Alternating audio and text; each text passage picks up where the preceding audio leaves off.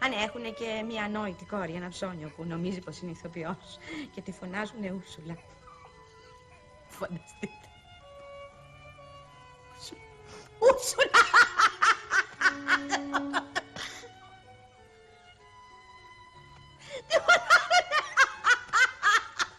Ηρεμήστε, Ζανέτη, ηρεμήστε. Συγγνώμη, με συγχωρείτε. Ηρεμήστε, ηρεμήστε.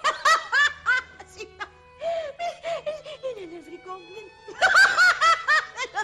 Ηρεμήστε μου, Ζανέτη, ηρεμήστε. Ηρεμήστε, Ζανέτη. Όχι, δεν είναι εδώ.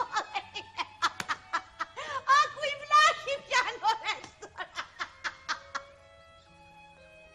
Δεν μπορώ να το σκεφτώ. Άκου πιάνω ρέστορα. Πιέστε το νερό, πιέστε το νερό. Με συγχωρείς.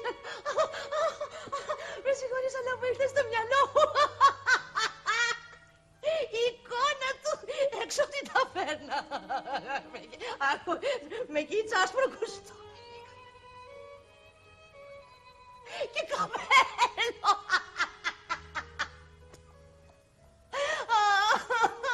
Τον μισώ. Τους μισώ. Θεέ μου, θέλω το κακό τους.